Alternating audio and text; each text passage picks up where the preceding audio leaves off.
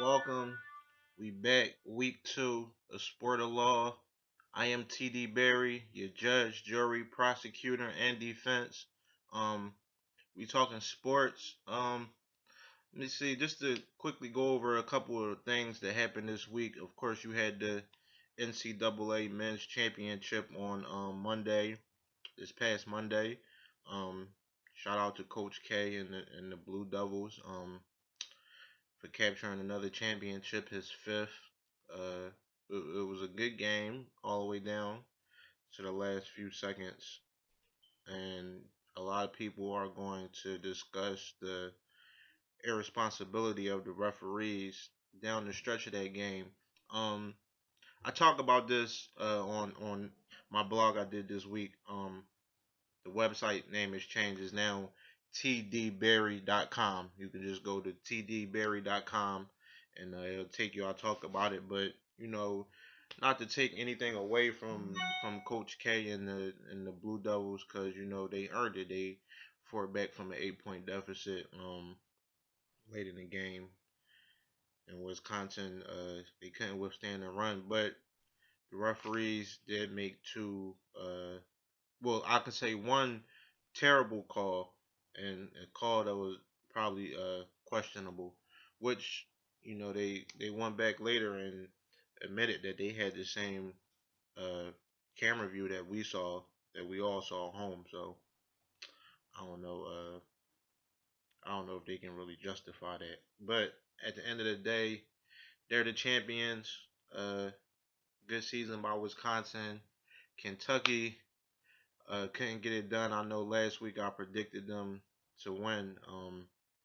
And Wisconsin pretty much they came and they did their thing against Kentucky, and there was a questionable call or two during that game too. But I think Wisconsin just outplayed Kentucky. Their big man outplayed Kentucky's big man. Shout out to UConn, the UConn women team for winning another championship. Um, they just they don't know. They can't be beat. I don't no wonder not gonna win championships anymore. That seems very far fetched from now. What else happened this week? Oh, you have the we have the situation with Shady McCoy, LaShawn McCoy, who's now a Buffalo Bill running back, and his comments about Chip Kelly and the Philadelphia Eagles. He's pretty much been bragging about the fact that Chip Kelly has been trying to reach out to him, and he's been ignoring Chip Kelly's calls. He's I don't know. He's saying it's good to be with a professional team finally. I don't know what that meant, but I think the more and more he talks, the less professional he sounds. He sounds bitter. He's making it seem like he's happy to be away from that. He's saying Chip Kelly doesn't respect superstar players. He doesn't like working with superstar players. He doesn't want nobody above Chip Kelly, which may be true, but you just seem like someone who's mad about the situation of being traded. Like, I guess it's a pride thing. He feels expendable in a sense that maybe if it's a mental thing. It goes with his ego. He wants to be looked at as one of, if not the best running back in the National Football League, and the fact that he got traded, and I guess, and deep down inside he feels expendable now. Plus of the fact that he didn't have, I guess, a too good season in his standards, which I didn't think his season was all that bad at all. And he did it with an inconsistent offensive line. They were hurt a lot.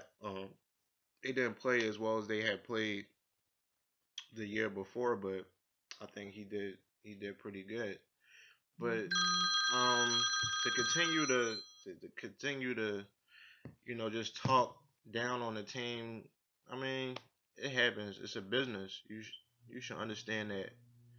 Um, from the time you get in it, it's a business, man. I think 96% of the NFL jobs are not safe. there's no for sure jobs unless you're one of those franchise quarterbacks. There's only probably about 4 or 5, maybe 6 now of them. But yeah, I just think he should just leave it alone. Just show them on the field why they shouldn't have let you go, because I mean it's done now.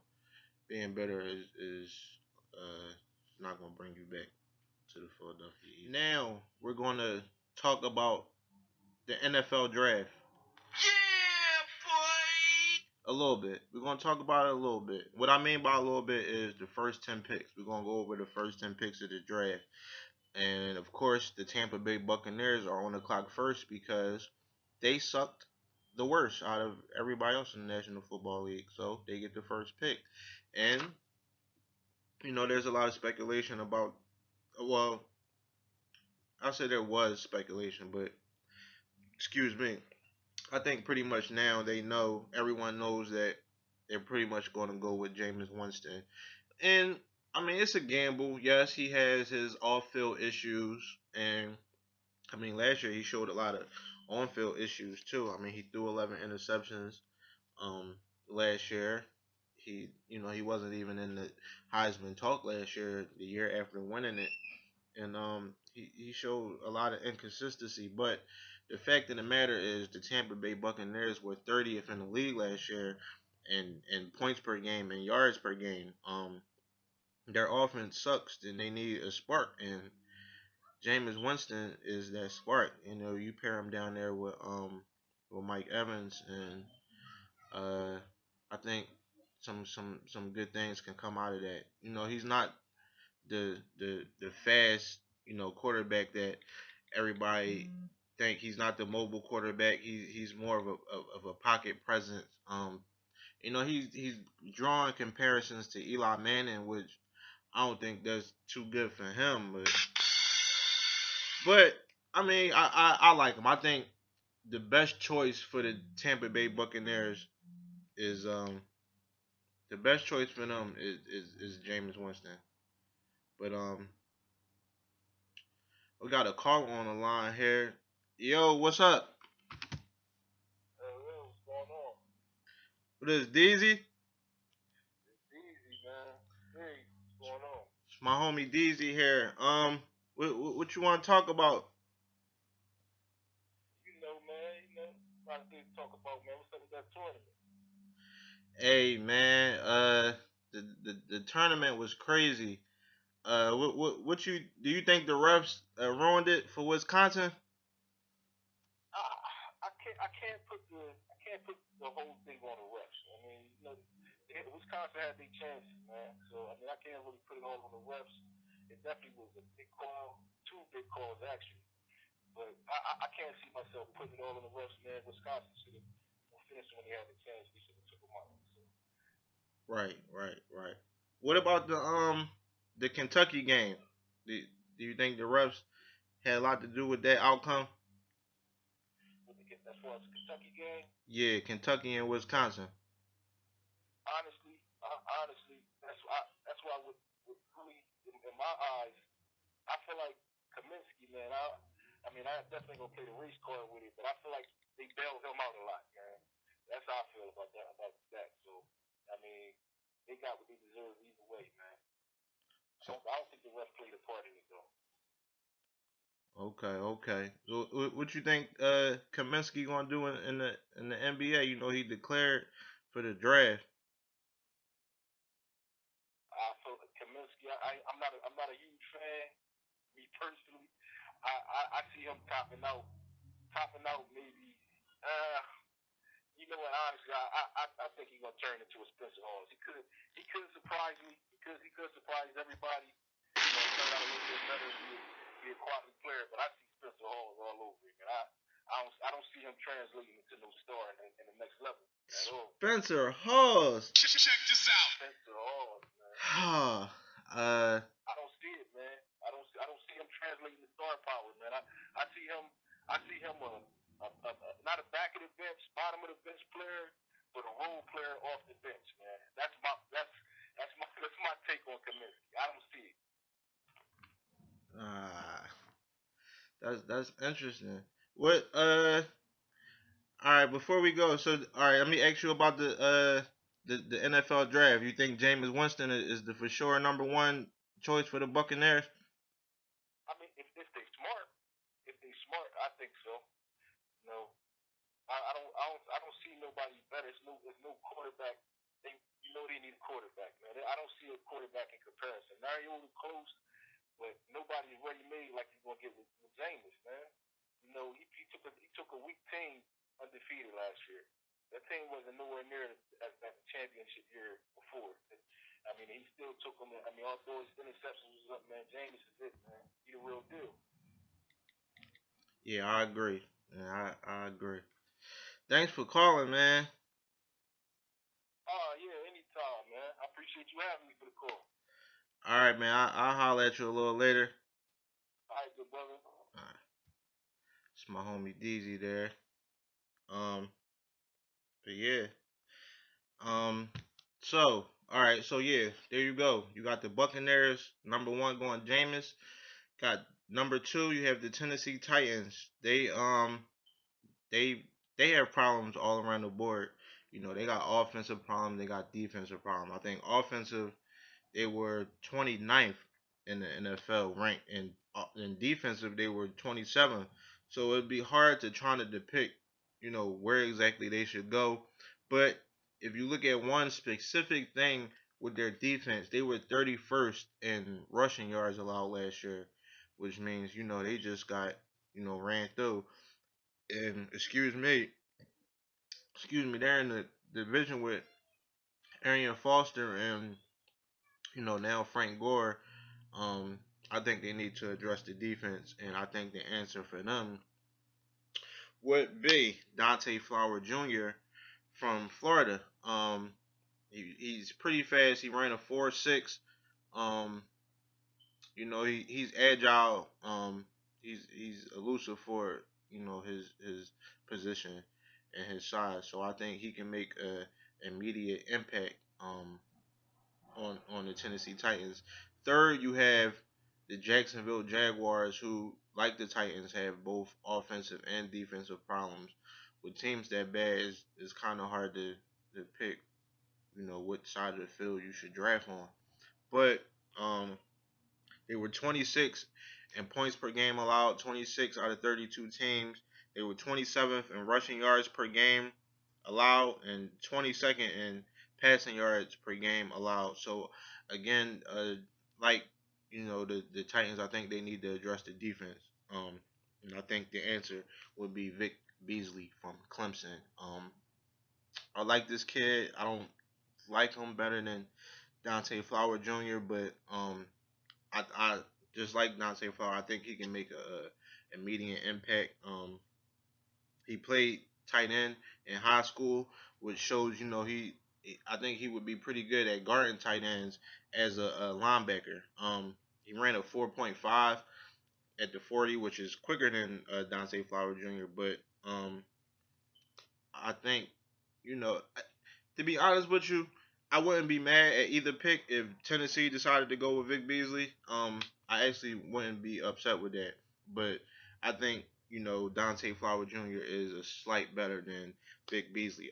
Fourth, you have the Raiders, who was last in the league in points per game. So of course, I think they need to go straight to the offense, and I think the answer for them is Amari Cooper. Their quarterback, Carr. I don't think he did bad at all as a rookie last year.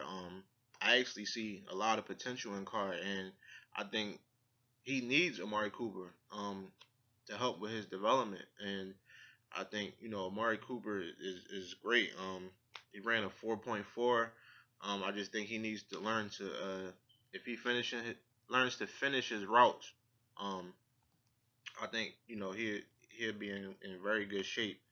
Um, and he can be a better run blocker. But other than that, um, I think Amari Cooper is the answer for the Raiders. Fifth, you have the Washington Redskins, which they have all problems all around the board. A lot of people are speculating if they're done with Robert Griffin III. I wouldn't be mad at them if they wasn't. But I don't think they should give up hope on him just yet. Um, but I think their biggest concern, their biggest problem is their defense. The Redskins, they were 24th in the league in passing yards per game. So I think they need people who could get after the quarterback. And my answer to them is Leonard Williams from USC, the defensive end who can also probably play outside linebacker position. He has strong hands. He has a good. He's developing a good spin move for his position. And they need somebody to get after Eli Manning and Tony Romo, who they play twice a year apiece.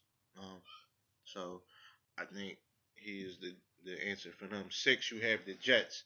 Now, if the Jets could scare the Browns into believing that they actually want to draft Marcus Mariota, um, they can use that sixth spot as trade bait for the Browns. And I think they should try to trade the Browns those.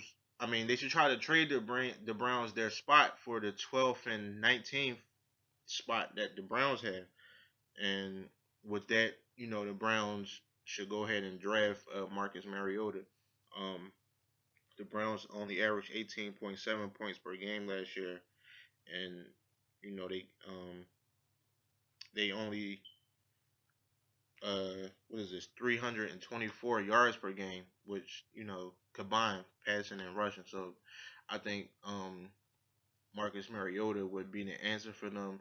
And I know the Manziel experiment didn't work, but I mean, who can really see that from a mile away? That was he wasn't going to transition to an NFL quarterback. I don't think that's the case with Marcus Mariota. I think he's a lot smarter, and you don't hear about this guy partying, whatever. But I mean, I just think the Browns should try to do what they can do, and as well as the Jets into baiting the Browns into thinking they might draft Marcus Mariota at six. So I have the Jets trading away that pick to the Browns. Seventh, you have the Bears, who people are speculating if they're done with Jay Cutler or not. I don't think they should be just yet, just because the fact that they're paying him too much, and they gave him that money and they're stuck with him now. That's how I feel about the situation. But with the seventh pick, I think the Bears should address that defense, which they were known for so long, and now it's just I don't know whose defense that is anymore. That's not the Chicago Bears defense that I've known most of my life, and I think they should go after Shane Ray from Missouri, um, who's a great violent pass rusher. Um, for his defensive end position, he's kind of short uh, as compared to like some of the offensive linemen that he was going to go against, and he has trouble against taller offensive linemen. But I think the Bears. I think with the right coaching, um, I think he can develop into a great pass rusher um, from the end position. Eight, you have the Falcons, who in no way, shape, or form need to address anything other but that terrible defense. Terrible, which they were last in yards per game, points per game, and I'm sorry, last in passing yards per game, and 27th in points per game allowed. So there is no question whatsoever that they need to address this defense. And I think the answer for them, I mean, and people are going to say, all right, they should address the offensive linemen. Uh, they did almost give up 2 sacks a game last year. It was like 1.9, but I mean that I think that can improve. And you can address that in the later rounds. But I think the best player available to them, or that probably will be available to them, would be cornerback Trey Waynes from Michigan State. and they need help in the secondary. They need a lot of help. He ran a 4.3. He's only given up 2 touchdowns the last 2 seasons. Um, I like this kid. He's a dope cornerback. The one downside that is he gets penalized a lot. Um, I don't know. But the Falcons as a team didn't get penalized too much. So if they improve on him getting penalized, and a couple penalties won't hurt them a game. But I like this kid. He's a good physical, up in your face cornerback. At number 9, you have the Giants, who was they averaged 25 points a game allowed and 375 yards a game allowed as a defense. Their offensive line had some troubles, as they always do. They allowed 30 sacks last year, which is right under what the Falcons did, was like right under 2 a game. But I think they need to address their defense in their linebacker position. The best available player I think they should get would be Randy Gregory from Nebraska. He's tough. He's tall. He has a great football IQ, and he's good at swatting passes. I think he had about 4 swatted passes last year. Which I mean that'd be good. Like I said, the Giants are in division with the Eagles and Cowboys, so you need some good players that can swat passes. I have seen him, get handled at the line sometimes, but I don't think there's nothing that some good technique and weight room time can't fix. And so you go to the 10th pick, which is the St. Louis Rams. Some people think that Marcus Mariota might fall to them and they should draft him. I think that they need to address their offense, and I think the best available player to them will be Kevin White, wide receiver from West Virginia. Um, excuse me. He ran a 4.3, which is faster than Amari Cooper. But I think you know, um, if if I were to like label him and Amari Cooper, I would put Amari Cooper ahead of him. But not to take nothing away from Kevin White. I mean, he's fast. He runs great routes. He had a problem dropping passes. I think when he first went to West Virginia, but I mean, I think he has amazing hands now, which he showed last year. So I think he can make a great impact for Nick Foles with the Rams. And that's it, man. That's the first 10 picks of the NFL. We got another caller on the line here. Hello, What's going on? This Prince. Prince. What's up, man? Not much. What you want to talk about? I want to talk about how the NCAA tournament was set up from the get-go for Duke to win. So you think the whole thing was fixed? I wouldn't say fixed, but the NCAA pretty much gave them an easy ride to the championship. Okay. So what about the calls or the non-calls that wasn't made in the NCAA Championship? Do you think that's why Wisconsin won? I mean, I'm sorry, why Wisconsin lost? Absolutely. If you look at it, a lot of the key calls down the stretch of that game was in Duke's favor. And even though I could say the same about the game Wisconsin played against Kentucky, because they pretty much cheated Kentucky in that one. Nobody really wanted to see Kentucky. Here we go again. So you think Kentucky got robbed in the game before that? Absolutely. But from the get-go, the whole NCAA wanted Duke to win the whole thing. Because if you look at the region that they was in, they was in the easiest region out of all the number 1 seeds. And personally, I don't think they Virginia should have got a number 1 seed. Who you think should have been the number 1 in their region? Was it Virginia or? Yeah, I think Virginia should have got that number 1 seed. Interesting. But I mean, the Wisconsin big men did outplay the Kentucky big men in that game.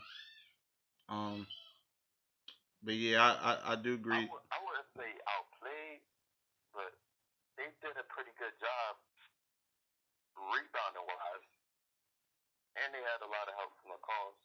But they played a pretty good game. I think it was the rebounding and the outside shots that pretty much killed Kentucky along with the officiating. All right, so you, as far as the championship game, if the refs would have got the call right, you think Wisconsin would have won that? It would have been a lot closer. Cool. All right, man. Thanks for calling. Oh, so let me ask you about the NFL draft real quick. Do you think Jameis Winston is the for sure, no doubt about it, number 1 pick? Yeah, I have him going to the Buccaneers. All right. Even though a lot of shade been thrown his way the last couple of weeks about him not being ready for the NFL and all this other nonsense, but like he said it himself, he's the best player in the draft. There's no doubt. Where you have Mariota going to? I have him going to the Redskins somehow. I think they're gonna move up and try to get him. Oh. I mean, I don't think they would have to move up. What they pick? What, 5th, 4th, 5th, 5th? 5th.